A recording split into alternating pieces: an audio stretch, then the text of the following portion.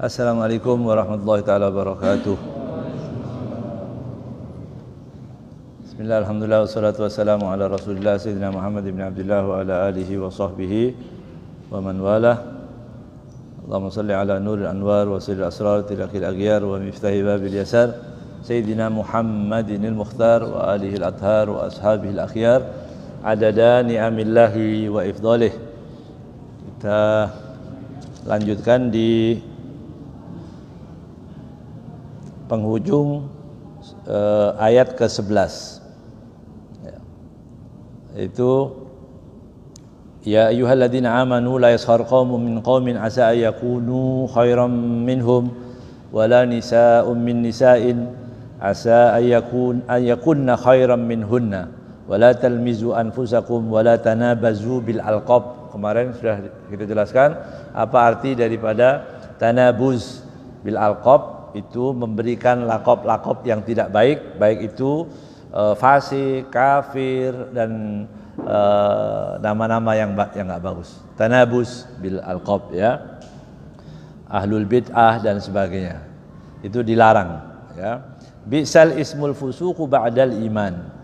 Wa man lam yatub fa ulaika humudz zalimun. Ya. Ini kemarin sudah kita jelaskan tentang tanabus bil alqab. Itu larangan-larangannya sudah disebutkan. Saya ulang sedikit hadis yang kemarin akan kita bahas, yaitu kata Rasulullah sallallahu alaihi wasallam, salasatun min aslil iman. Ya. 3 hal itu adalah pokok daripada keimanan, pondasi pokok daripada keimanan. Apa itu? Al-kafu amman qala la ilaha illallah. Ya. Tidak menahan diri untuk menuduh siapapun orang yang sudah mengucapkan la ilaha illallah. La tukaffiruhu bidzambin. Mereka tidak boleh dikafirkan karena dosa apapun. Gitu. Enggak boleh dengan dosanya kemudian kita kafirkan, kecuali yang sudah jelas ya. Mengkafirkan artinya dia melakukan sesuatu yang memang kafir ya, seperti mempercayai ada nabi setelah nabi, itu kafir ya. Mau dia bilang saya tetap Islam, ya kafir. Kalau dia karena dia keluar, karena nabi dalam hadis banyak nabi mengatakan bahwa aku adalah akhir nabi, ana khatamun nabiyyin, penutup para nabi. Nabi mengatakan begini, kemudian dia mengatakan ada nabi setelah nabi, kafir itu ya. Tapi kalau dosa, seperti orang naudzubillah min dzalik, seperti orang berzina, ada orang minum khamr atau orang berbuat dosa apapun, tidak boleh dikafirkan. Ya, tidak bisa dikafirkan. Ya. Wala tukhrijuhu 'anil Islam bi'amalin. Ya, dan artinya tidak bisa mengeluarkan, jangan kau keluarkan mereka dari Islam dengan amal apapun. Kemudian wal jihadu madin. Jihad ya, jihad itu sudah bakin, artinya madin mustamirun bakin. Jihad itu tidak boleh diputus kata Rasulullah. Itu termasuk pondasi inti daripada iman. Jadi jihad itu sampai kapanpun akan ada. Ada yang mengatakan nggak boleh dibahas lagi karena sudah nggak ada, nggak perlu. Perlu. Jihad itu nggak boleh ditiadakan. Ya, umat Islam, tapi kita berharap pada Allah mudah-mudahan aman, tidak ada peperangan, tidak ada orang yang mengganggu agama, tidak ada hal-hal yang menjadikan kita untuk melakukan tadi. Tapi jihadnya tidak boleh dibatalkan kata Rasulullah SAW, nggak boleh. Ya, nggak ada orang bagaimanapun mengatakan bahwa sudah jangan ngomong jihad lagi, nggak boleh. Begitu ya. Nggak boleh. Jihad itu kata Rasulullah bakin. Arti bakin apa? Kekal. Keberadaannya itu diperlukan. Ya. Mundu ba'atsani Allah ila an yuqatila akhiru hadhil ummah ad-dajjal. Jadi jihad itu mulai aku diutus oleh Allah Subhanahu wa taala sampai kelak. Gitu ya. Dari umatku ini akan akhir dari umatku nanti akan bertemu dengan Dajjal dan dia akan memeranginya. Begitu. Jadi Dajjal nanti dilawan, Dajjal itu dilawan, ya, bukan ditinggal lari, enggak, dilawan Dajjal itu ya. La yubtiluhu jawru jairin, tidak bisa dibatalkan oleh kedoliman pemimpin yang dolim, wala adlu adilin, atau adilnya seorang yang melakukan keadilan. Artinya tetap, jadi jihad itu pasti ada gitu. Kemudian yang terakhir, wal imanu bil aqdar, beriman terhadap apa? Takdir. Beriman kepada takdir ya. Jadi hukumnya itu jelas sekali ya, bahwa tanabuz, memberikan label kepada orang Islam fasik, kafir, bid'ah, itu harus berhati-hati karena itu dilarang dalam Al-Quran. Wala tanabazu bil alqab. Jadi tanabuz bil alqab itu tadi melabelkan kepada umat Islam hal-hal yang seperti itu. Jelas ya?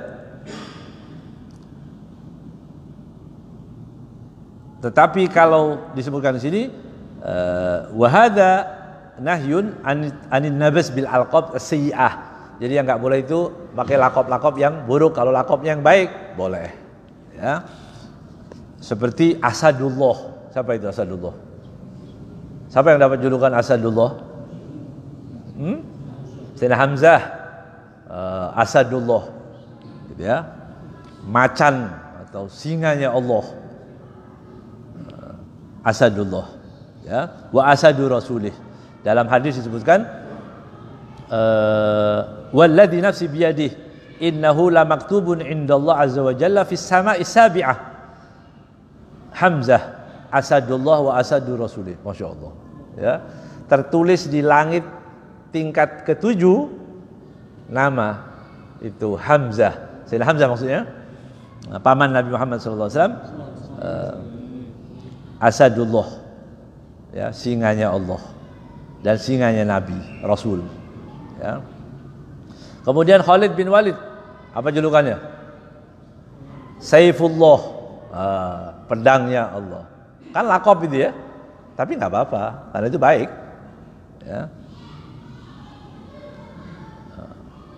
Saifullah ya, dapat julukan bisaifillah liqauli sallallahu alaihi wasallam ni'ma Abdullah Khalidun ya. Khalid bin Walid Saifullah min suyufillah, itu ya. Sayyidina Ali juga punya julukan, Sayyidina Utsman punya julukan, Sayyidina Umar ya mendapat julukan Al-Faruq ya, Al-Faruq. Sayyidina Utsman Dzun Nurain, Dzun Nurain ya. Itu tidak masalah karena itu yang baik ya. Yang dilarang jadi nama-nama yang tidak baik ya. Kemudian di dalam hadis juga innakum tud'auna yaumal qiyamah bi asma'ikum wa asma'i abaikum fahasinu asma'akum. Kata Rasulullah SAW, nanti kalian di hari kiamat disebutkan fulan bin fulan, maka perbaikilah namamu begitu ya. Dan juga nama orang tuamu ya, jadi sebutkan fulan bin fulan namanya ya, supaya kita senang dipanggil nanti di hari kiamat itu fulan bin fulan nama itu. Kalau namanya bagus kan senang ya. Namanya nggak pernah dipakai lah sama orang ya. Sebanyak orang di mahsyar itu nggak ada namanya yang mirip dia sama sekali gitu, nggak pun yang baik ataupun yang jelek ya. Jadi cari nama-nama yang bagus ya. Dan dalam hadis juga disunnahkan orang kalau bertemu dengan nama yang kurang baik dirubah ya, dirubah.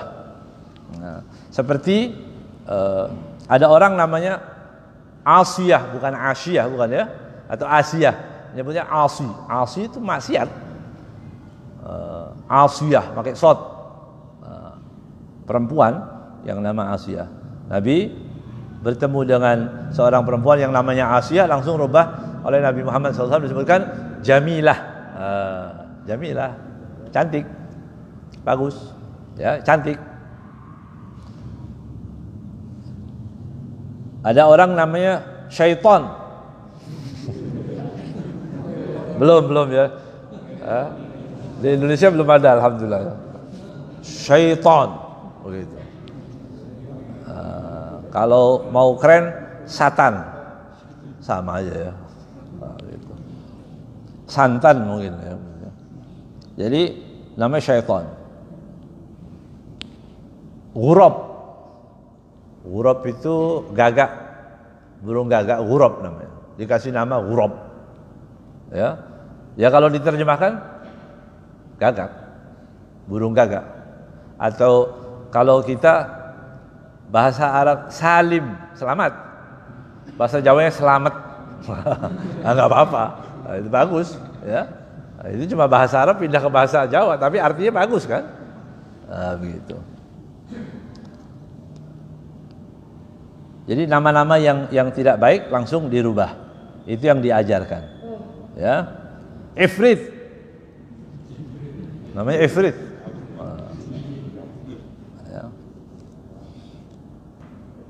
Ya, jadi dirubah nama-nama yang tidak baik. Sunnah. Jadi kalau kita ketemu, ajarkan maksudnya, itu salah. Mau nggak saya kasih nama? Saya pernah naik taksi, gitu ya. Itu namanya Rojim. Rojim kan nggak, mungkin salah ini Pak, nggak pakai Jim. Kalau Rohim, gitu ya, Abdul Rahim mungkin. Kalau Rojim kan yang terkutuk, gitu. Mungkin dia ambil di Quran yang sebelah mana gitu ya. Nah, itu perlunya kita tanya, datang ke ulama, tanya ke ustadz, ini cocok nggak? Ya, walaupun bahasa Arab. Ya, jadi kan kesian namanya Ifrit, syaitan, Rojim.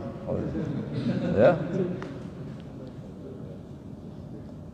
Atau kakak beradik itu ya, A'udzubillah minasyaitonir rajim. Ya. Jadi nama itu tidak boleh. Nama juga yang nama hanya nama Allah seperti Al-Aziz. Enggak boleh kita bilang Al-Aziz. Nama orang Aziz. Aziz enggak, Abdul Aziz. Kan gitu. Abdul Hakim, Hakim. Ya. Jabbar. Jabbar. Padahal namanya Abdul Jabbar. Karena itu nama Allah. Enggak sepotong begitu ya. Orang Arab kadang-kadang kalau namanya Abdul Jabbar, Abdullah, Abdul Rahim, itu diambil biar gampang bilang abduh, itu hambanya, dipanggilnya abduh itu ya. Sini siapa? Sidul ya. Ya benar. Ya. Lebih bagus daripada dipanggil nanti akhirnya aja. Ya. Jadi nama-nama itu dianjurkan untuk dirubah ya. Jadi kemudian Allah Subhanahu wa taala mengatakan di sini wa man lam yatub faulaika humudz zalimun. Jadi orang yang biasa pakai itu cepat-cepat tobat. Kalau enggak tobat dia ada orang-orang yang zalim. Udah tahu larangannya masih aja kasih nama orang begitu. Ya, nama-nama yang tidak baik. Ya. Ini menunjukkan bahwa apa? Orang suruh cepat-cepat tobat ya, wal isra ilaiha ya, karena berlama-lama dalam dosa itu mengkhawatirkan ya, mau tobat nanti dulu ya, nanti agak tuaan dikit gitu, baru nanti mau jadi orang soleh gitu. Dikira seperti kakek moyang yang umurnya bisa 80, ternyata ini ambil paket yang 40 berangkat. Gitu kan belum tobat. Dia menyangka masih 40 tahun lagi. Tapi malaikat ambilkan begitu. Orang kan udah ditentuin, ya. Mau sakit, nggak mau sakit, mau ya. Kalau udah ditentukan dan di tempatnya orang mati itu ditentukan juga ya. Tempatnya di mana begitu. Kan kayak ceritain Nabi Allah Sulaiman itu ya. Lagi ada tamu duduk bersama-sama. Kemudian Israel datang di situ. Ada orang dilihatin begitu, sebayang itu dipelototin sama Israel, ya. Jadi Israel yang liatin gitu, dilihat sampai salah tingkah orang ini. Dia nggak enak, dia pandangannya ke sana terus. Dia bilang kepada Nabi Sulaiman, wahai Nabi Allah, pulangkan saya, ya pindahkan saya ke mana? ke India. Pindahkan saya ke India. Dan dipindahkan ke India. Setelah dipindahkan, malaikat tadi ditanya oleh Nabi Sulaiman, kamu kenapa ngeliatin begitu? Ya, kenapa matamu kok kamu ngelihat sampai seperti itu? Saya juga heran gitu ya. Ini orang tercatat matinya di India, kok sekarang masih di sini? Jadi subhanallah ya. Itu kalau naik Grab lama ke Indianya, atau naik pesawat prosesnya lama. Begitu. Enggak mungkin, tapi takdirnya Allah pasti terjadi gitu ya. Jadi hal-hal itu cerita hikmah ya. Artinya hal-hal yang menurut kita enggak masuk akal, udah pasrah aja sama Allah. Nanti Allah yang ngurus semua itu. Begitu ya. Jadi malaikat ini dalam catatannya ini matinya hari ini, tapi di India. Jauh. Subhanallah, dikirim dulu ke India baru Israel datang. Ya udah pas ini. Sesuai SOP ya. Jadi mati itu suatu keharusan. Yang bahaya itu orang tahu itu berbuat dosa tapi diteruskan. Nanti dicabut dalam keadaan mati dalam keadaan su'ul khatimah. Nasallallahu alaihi wasallam. Mudah-mudahan kita selamat semua. Ya. Diselamatkan oleh Allah Subhanahu wa taala, jangan mati dalam keadaan su'ul khatimah, kita mati dalam keadaan husnul. Ya. Dalam hadis juga disebutkan wailul lil musirrin. Celakalah orang yang terus-menerus melakukan dosa. Alladzi yusirruna ala ma fa'alu wa hum ya'lamun. Dia tahu itu dosa dan dia lakukan lagi wa hum ya'lamun. Padahal dia tahu. Ya. Na'udzubillah min dzalik ya. Fa innal israr 'ala shaghirah yaj'aluha kabirah. Dosa terus-menerus kecil dilakukan terus-menerus menjadi besar. Ya. Kalau dia bohong terus-menerus jadi besar. Ya. Bahkan nanti distempel apa? Tukang bohong, sudah nggak bisa tobat lagi. Dia harus bohong terus. Nah, begitu. Dia minum khamr juga begitu. Dia melakukan dosa-dosa terus dia lakukan. Wal isra al-kabirah yaj'alu akhtar min kaunnya kabirah fahasab. Kalau dosa kecil dilakukan terus-menerus, itu akan menjadikan dia seperti dosa besar. Bagaimana dengan orang yang melakukan dosa besar? Ya. Sudah tua masih berzina. Sudah tua minum khamr. Sudah tua masih melakukan masih mencuri. Sudah tua masih dengan syahwat duniawi yang banyak itu, begitu ya. Ini akan menjadikan bahaya, bukan hanya menjadi dosa besar biasa, ini menjadi besar yang luar biasa, yang sulit bagi dia melepaskan dirinya. Ya. Diajarkan dari para ulama, orang yang terbayang-bayang untuk melakukan dosa besar supaya hilang atau dosa apapun diajarkan. Allahumma adhib syahwati fi ma'siyatik wa tama'i fi ma la yurdik. Ya, itu dibaca. Ya Allah, hilangkan ya, syahwatku tentang sesuatu yang tidak kau ridhoi. Ya. Allahumma adhib syahwati fi ma'siyatik. Hilangkan syahwatku, keinginanku untuk melakukan maksiat. Wa tama'i fi ma la yurdik, itu ya, dibaca dengan harapan mudah-mudahan Allah menghilangkan. Karena kita kalau berlindung kepada Allah, insyaallah juga ya. Jadi juga disebutkan di sini para ulama mengatakan maksiat itu baridul kufur, utusan kekafiran. Kekufuran itu adalah maksiat terus nanti mati dalam keadaan kufur. Ya. Makanya hadis yang kemarin yang kita baca, sekali maksiat balik lagi, kembali lagi, kan begitu ya. Diharapkan seperti itu. Jadi kita minta kepada Allah husnul khatimah. Ya. Di sini dosa yang ini bahayanya, maksudnya bahayanya dosa kecil ataupun dosa besar kalau dilakukan terus menerus, dia akan meyakini bahwa itu boleh atau halal. Itu yang lebih bahaya nanti. Ya, bahayanya ketika dia melakukan satu dosa dia mengatakan ini boleh, begitu. wajar, biasa, ya. Bagaimana bisa kaya kalau nggak ada uang dari belakang atau di bawah meja? Kalau di atas meja aja dikit, yang banyak itu yang dari bawah. Begitu. Akhirnya dia dikerjakan itu halal dan haram, diembat juga enggak, dan nanti dia akan mengatakan seolah-olah itu halal. Itu dosanya. Itu ukubahnya. Itu sanksinya untuk orang-orang yang melakukan seperti itu. Ya. Dan jika sudah sampai ke situ, sudah sampai ke istihlalul kaba'ir muharramah, bahwa kufrun. Kalau sampai dia mengatakan bahwa dosa besar yang dilakukan itu boleh, memang tiba-tiba ada orang yang mengatakan begini, kira-kira LGBT itu boleh. Ada ustadz juga, ada agamawan, orang punya agama, mengerti, tiba-tiba dia mengatakan LGBT itu boleh, laki sama laki boleh, padahal dia normal, gitu. Dia nggak mungkin sampai kepada kekurang ajaran sampai seperti itu, kecuali dia sudah melakukan maksiat, sudah banyak, baru dia. Ini namanya baridul kufur. Jelas ya?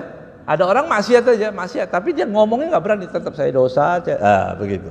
Ini diharapkan tobatnya. Tapi kalau terus menerus dosanya dilakukan, dia sampai mengatakan bahwa itu halal.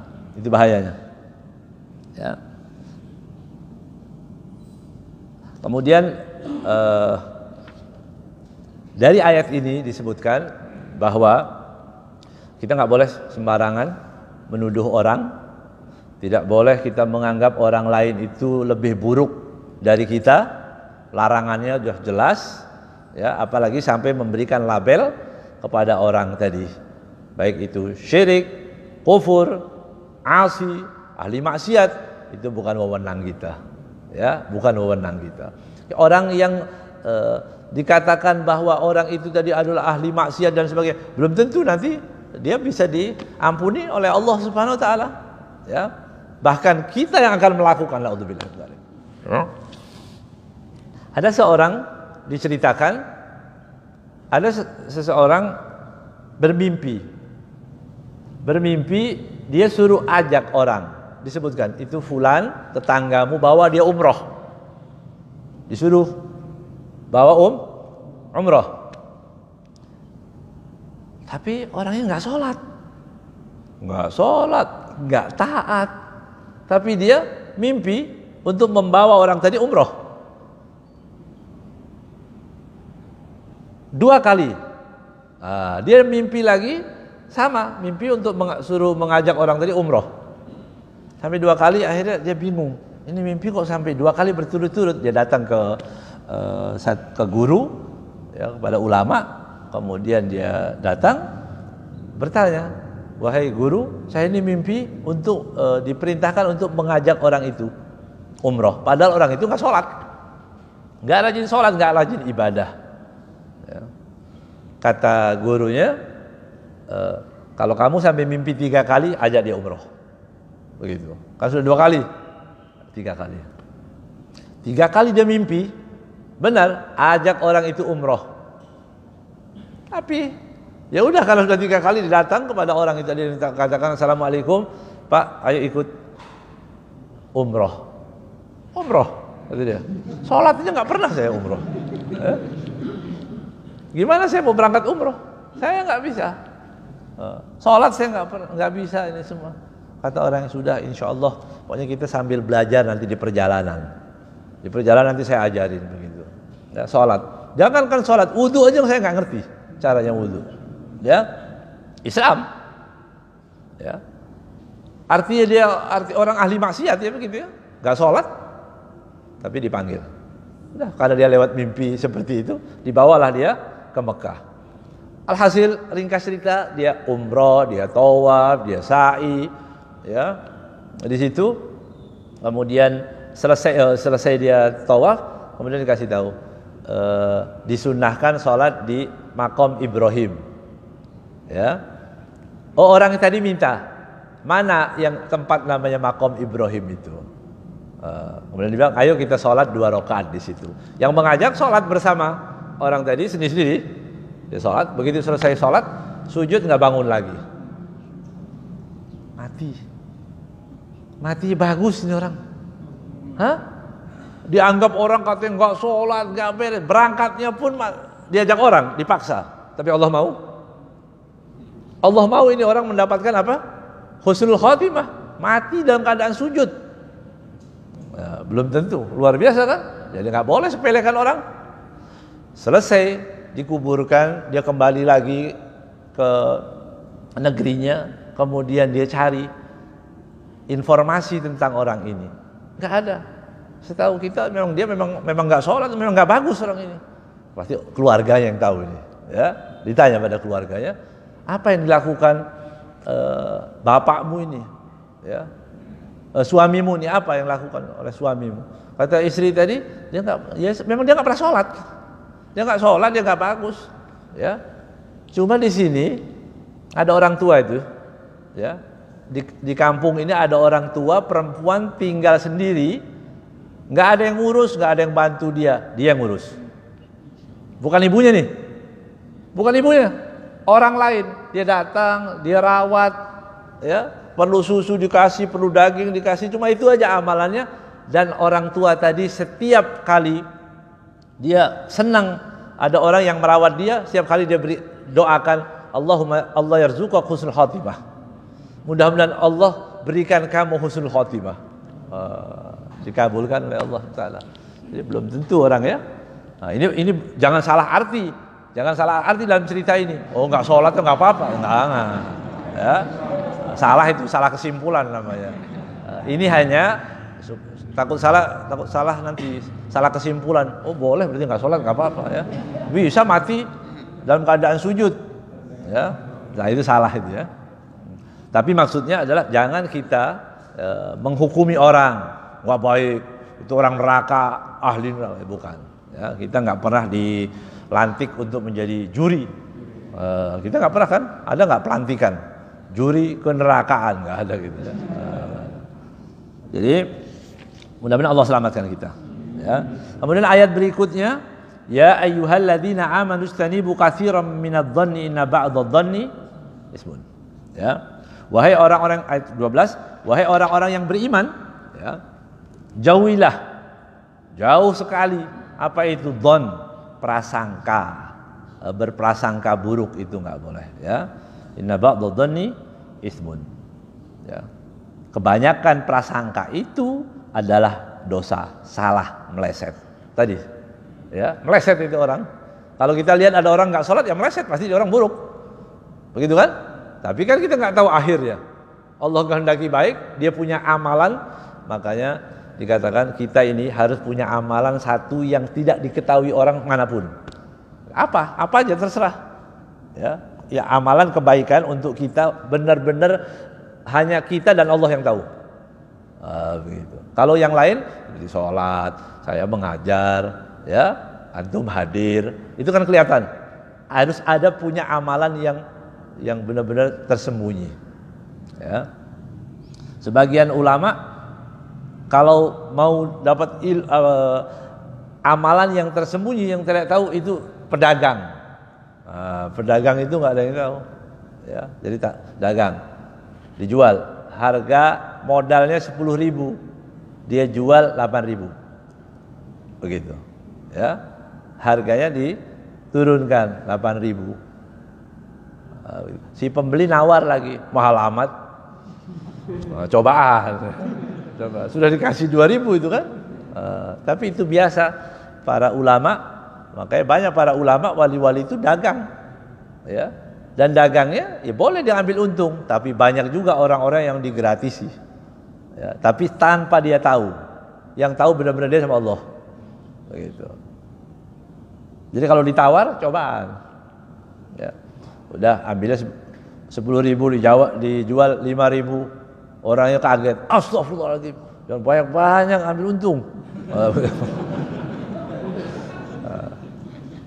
Begitu kan? Itu cobaan, tapi nggak apa-apa. Sesekali kita boleh jual. Jadi ada cerita orang jual, ini berapa harganya? Kemudian orang tadi bilang berapa? Harga. Ini bilang ini kalau bahasa kita 15.000. 15.000. Nggak lama ada perempuan datang. Berapa? 7.000. Dikasih harga dengan setengah harga, 7.000. Begitu. Marah laki-laki ini. Mau marah, loh, kok kamu kasih harga beda-beda begitu? Sabar, ya, sabar. Biar sampai selesai dulu nih urusan. Ya, 7.000 diambil, kasih barangnya, pergi. Terus begitu dia bilang, tanya, kenapa kamu kasih harga kok begitu? Kok beda-beda? Itu perempuan datang itu, dia pekerja, dia punya anak yatim di rumahnya, dan dia paling nggak mau dikasih. Kalau dikasih dia marah, ya. Makanya saya bisa memberikannya dengan cara pura-pura dengan harga yang beda. Tapi dia, masya Allah, ini si orang tadi langsung dicium itu penjualnya itu, masya Allah. Ini amalan orang-orang kalau nggak ngaji nggak ngerti nih. Berarti orang alim juga, ya, alim yang praktek, ya kan? Kalau kita belum tentu praktek kan? Ini alim dan alimnya ilmunya dipraktekkan langsung, ya. Jadi jangan suudzon dulu kita kalau bilang begitu. Orang nawar begini, loh, kok beda? Siapa tahu itu ada apa-apanya, gitu ya. Bukan karena perempuannya, bukan, ya. Bukan karena perempuan, bukan. Tadi ada sesuatu, ya. Jadi jauhilah su'udzon, istanibu, ya. Dzon itu fastanibu. Kalau disebutkan di sini dikatakan istanibu, itu istanibu apa? Artinya apa? Jauhilah, ya, jauhkanlah, ya. Dalam ayat yang lain Allah Subhanahu wa taala menyebutkan istanibu artinya jauhilah. Fastanibu rijsa minal authan, ya, wastanibu qaulaz zur. Jauhkanlah darimu ucapan bohong. Jadi bohong itu dianjurkan. Berarti larangan ini, ya. Larangan untuk menjauhi artinya haram dilakukan. Yang dikatakan oleh Allah jauhi berarti artinya hukumnya haram, seperti wala taqrabuz zina, jangan dekati zina. Ada orang mengatakan dekat aja nggak boleh.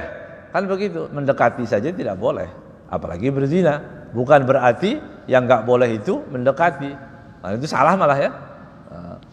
Kemudian ayat yang lain, innamal khamru wal maisiru wal ansabu wal azlamu rijsun min amali syaitan fastanibuhu la'allakum tuflihun. Ini kalimat istanibu, jauhilah. Jauhilah apa? Khamr itu dijauhi, ya, bukan dilegalkan, ya. Iya, itu kan menantang Allah berarti. Allah bilang istanibu, kemudian ada orang Islam melegalkan. Melegalkan artinya apa? Memberi izin, membolehkan. Karena ini kearifan lokal. Begitu kan? Akhirnya apa yang terjadi? Ada orang dalam keadaan mabuk, begitu, nembak orang yang nggak bersalah, mati 3 nyawa. Kok belum kapok? Kok belum tobat? Mestinya kan tobat ini diralat mestinya. Kalau ada orang ngeluarin obat salah, itu bisa ditarik obatnya. Jangankan sampai mati, ya. Ini obat terlalu keras, begitu. Itu bisa ditarik obat-obatan tadi. Ini khamr udah jelas-jelas, ya. Allah melarang dan buktinya ada. Itu kan jawaban kontan dari Allah itu mestinya. Waktu diberi izin, dilegalkan, langsung ada orang yang dibunuh cuma-cuma mati begitu saja karena khamr. Ya, kalau punya sisa akal, dia tobat, udah, ya, nggak usah malu. Memang ini dilarang oleh Allah Subhanahu Wa Taala. Tidak ada keberkahan berarti ini. Ya, itu istinab, harus dijauhi. Ya, mudah-mudahan Allah sadarkan itu para pemimpin, ya, yang memberi izin itu, begitu. Pokoknya kita sekarang banyak berdoa saja, ya, karena keadilan ini luar biasa di negeri ini, ya. Hilang betul. Ulama yang kumpul duduk maulid bisa dipenjara, itu nyata. Nyata itu ya. Ya. Ulama maulid didenda kasih duit. Masih di penjara juga. Artis, pejabat kumpul-kumpul nggak apa-apa, itu spontan. Coba bisa bayangkan gitu ya. Ini kan mau bilang apa? Udah jangan terusin nanti bahaya ya. Ya. Tapi kita pasrahkan, artinya kita nggak boleh diam ya. Mengatakan oh ya udah nggak apa-apa itu, nggak boleh. Ya, tetap dalam hati tetap mengingkari. Ini kedoliman, ini tidak boleh didukung. Hal seperti ini tetap dosa, begitu. Karena orang yang membiarkan kedoliman itu akan dibalas dengan azab oleh Allah SWT. Jadi kalau ada gempa, banjir, ini yang ada sekarang ini, ya jawaban itu daripada semua kedoliman itu mestinya. Ya, diam, ya nanti kena azab oleh Allah SWT. Dosa semuanya. Ya. Jadi kalau di masjid boleh nggak ngomong seperti itu? Boleh, wajib. Nah, jangan bilang, oh itu kok ngomong-ngomong apa itu? Politik, nggak ada politik, nggak ada kepentingan. Ya, mau kepengen jadi apa enggak? Saya mau ketemu hadirin ini jamaah tiap Jumat sekali udah cukup sampai saya buat modal sampai ke akhirat ini. Begitu ya, nggak ada kepentingan apapun. Tapi sesuatu yang dosa ya harus disuarakan, nggak boleh. Ya, kalau semua diam, nanti Allah turunkan musibah, bala. Ya. Kira-kira kita percaya nggak kalau ada banjir, musibah, longsor, yang ada itu kejadian murni, kejadian alam. Hah? Jadi banjir mau turun sendiri begitu? Ya, sudah maunya banjir. Ya. Kan enggak, ada yang ngatur ya. Allah Subhanahu wa taala. Jadi di situ disebutkan istanibu jauhilah. Jauhilah apa? Tadi. Artinya menjauhi berarti itu larangan taba'adu. Artinya taba'adu. Istanibu taba'adu arti menjauhilah. Jauhkanlah dirimu ya. Waj'aluha fi janibil akhar. Atau janib itu gini, mengesampingkan. Ini ada istanibu. Apa yang harus dibuang? Apa yang harus disingkirkan? Adon. Prasangka buruk ya. Prasangka buruk untuk siapa? Untuk orang mukmin ya. Pada orang-orang mukmin nggak boleh orang Islam itu dituduh macam-macam, nggak boleh orang Islam ya dengan peraturan yang sama, dengan hukum yang berbeda itu kan nggak boleh ya, nggak boleh, itu semua larangan semua. Maka disebutkan sini hatta la yaqau fi dununin sayyi'ah fiha tuhmah bisu liman yusa'u bihi dhon. Jadi enggak boleh berprasangka buruk. Dalam hadis disebutkan tidak ada yang lebih buruk ya, tidak ada yang lebih buruk daripada prasangka buruk kepada Allah dan kepada orang mukmin. Begitu. Ya.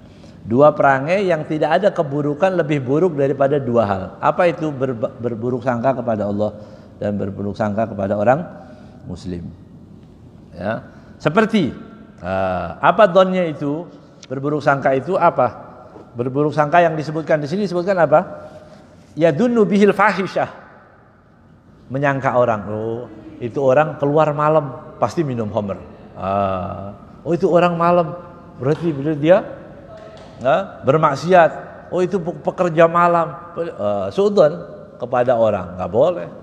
Ya, belum tentu dia pulang malam mungkin belajar atau ketiduran di rumah orang atau apa, kan banyak kemungkinannya kan.